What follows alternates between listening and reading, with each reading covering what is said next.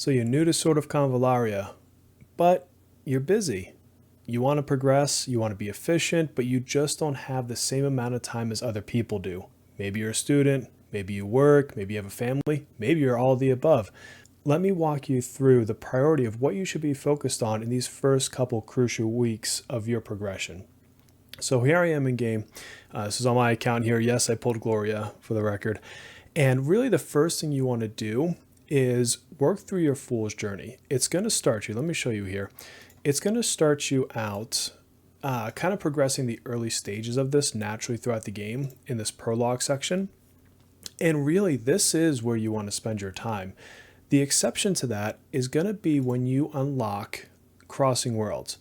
When you get Crossing Worlds, eventually, and this actually comes at the end of the first chapter, you're going to get memory retrieval. This is the task, the quest that gives you memory shards depending on who you put within this mission.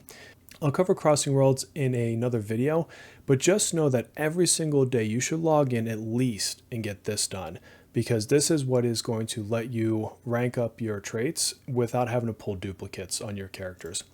So beyond that, what you really want to make sure you're doing, let's say you've got 10 minutes in the morning, come in, do that mission if you've already unlocked it. If you have not unlocked it yet, pop into the Fool's Journey and just keep progressing along. Let me show you here, the main path. Now there are side paths.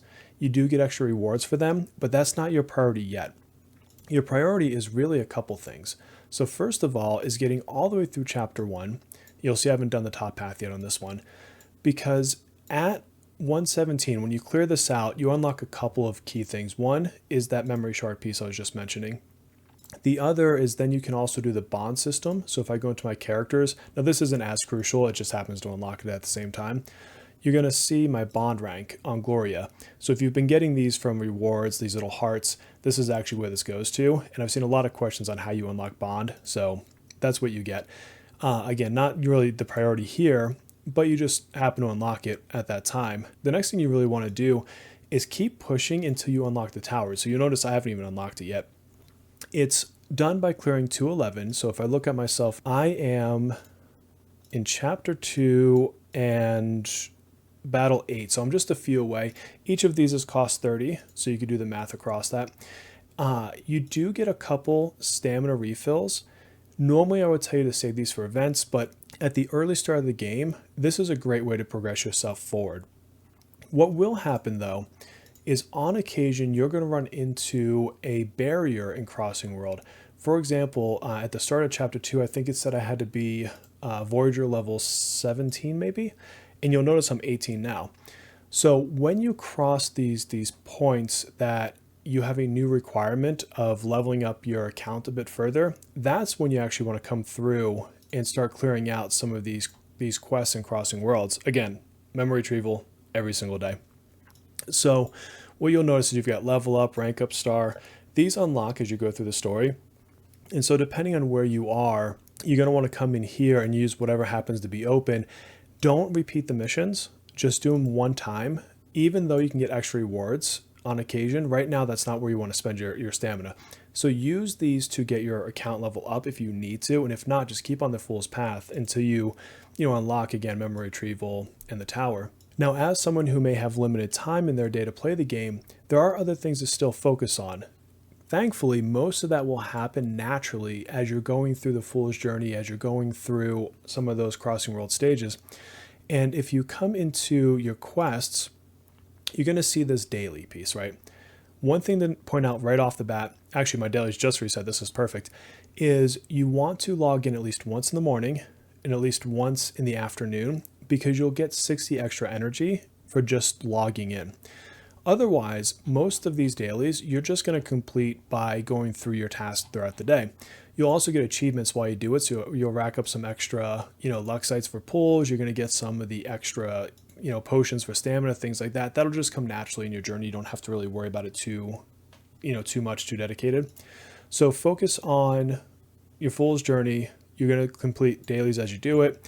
Especially in the early game, it's going to do some kind of tutorial pieces that will force you to accidentally complete some of this.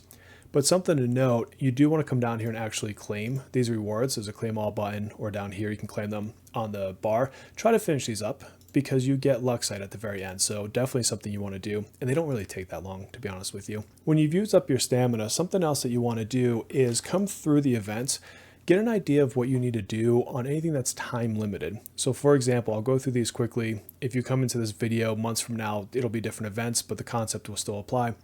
For example, we've got Verger Delight. It's got about a 60-day window on this. If you're not buying into all these rewards to get her costume, then there's only a couple quests you can even do, but you want to clear them out before the event itself goes away. And if I scroll through these, you'll notice this one has no time limit. It's just gated to your levels. Sail on Voyager, it's just log in every day and click. Matter of fact, I just got Fakel, so yeah, I'm going to get to start leveling him up. You'll notice Dawn. Actually, I'm going to come back to Dawn.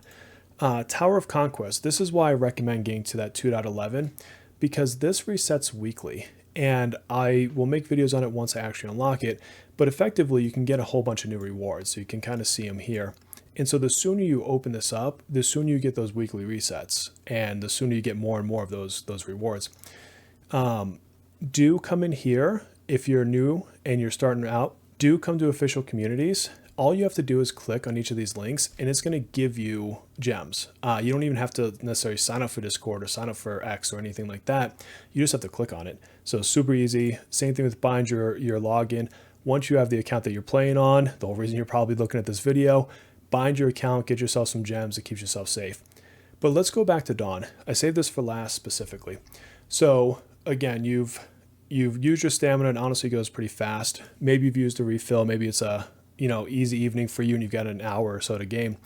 Then what? Well, if you look at Dawn, you're going to notice it has roughly 30 days, a little bit less than 30 days of a time limit. And this is perfect in what it does because the quests are within the Spiral of Destiny. So the single player, non-gacha journey.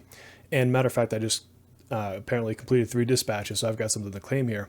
And these rewards are pretty hefty. You'll notice a lot of Luxite. I've already cleared a few of these. You can see these ones down here that are completed. And the way you get these is really just progressing through the story. And so you don't want to ignore it. As you're completing Spiral of Destinies, the other nice thing too is you'll get little cutscenes. And if you come to this Destiny's Traces and go to Remembrance and Performance, you're going to notice, and I've got some here. Let me find them. They'll record the cutscenes, and if I go to them after, you actually get gems. So it's a nice little kind of side amount of Luxite that you get for pulls or whatever, just for completing the story on top of those limited rewards. The only other things to really note about progression would be the cornucopia.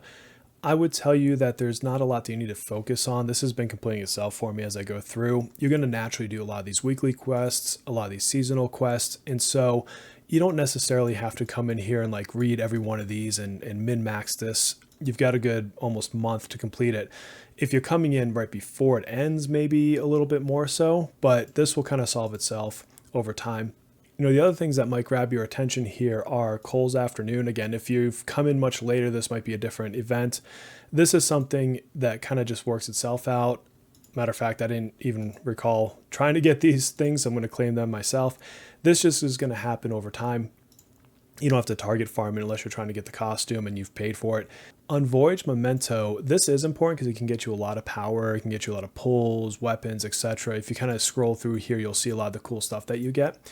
But something of a tip early, and I'll make a guide separate for this, is the blue develop missions.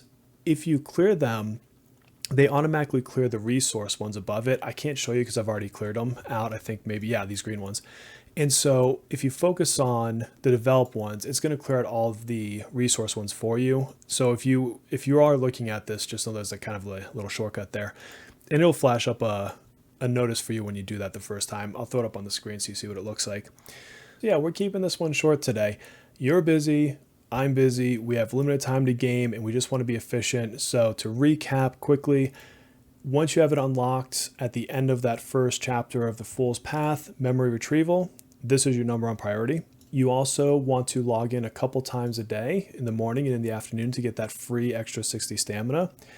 You want to focus on completing your quests, which will happen, your daily quest, which will happen pretty naturally just by you doing the Fool's Path and some other activities. If you're finding yourself just short, just pop in here and just look for one or two things. These complete pretty easily. And then you want to focus on Fool's Journey all the way to that 2.11 so that you get a chance to open up the tower to get those rewards. Once you've gotten that far, then, also prioritize extra time into things like the Spiral of Destinies, right? Get that story going, get those extra rewards on that, roughly 30-day time limited event. If you're doing those things every day and you still have more time, your stamina will refresh a little bit here and there. So just keep hammering out the Fool's Journey. And again, if you get blocked by needing to level up your Voyager rank, not a big deal. Just do a couple missions in the Crossing Worlds. That will take you through the first couple days, maybe week. And then after that is when you will probably be in a position to need to optimize or wanting to optimize more your stamina because you don't necessarily have as much to use it on. We'll cover that when we get there. I think a lot of us are going to be grinding away for a few days here, a week or so, to where that becomes the problem. So yeah, look, that's how I'm handling my stamina and my journey right now. I usually get up, do a couple missions in the morning, maybe something at lunch to keep this from filling. You do not want your stamina to cap. I have been using my stamina potions as I get them. I have not bought any. And that should take me all the way to that 2.11, probably tonight if I get a chance to, once I'm done editing this video. If you are the kind of person that has more time or you want to be a bit more aggressive, there are faster ways to progress your account. I'm not going to get a chance to do that. And so let me put a link down in the description to Clint Wolf's channel. I watched his video earlier today. He's got a pretty impressive guide on how to truly min-max everything from the Voyage Mementos and everything else. So if you have much more gaming time in a day than I do, that could be a great resource for you. But again, if you're like me and you've got a lot going on and not a lot of time to play, this is how I'm doing it. So look, if you like this guide, give me a like and subscribe. I'd love that. It helps us get out to more people. And I'll see you on the next video.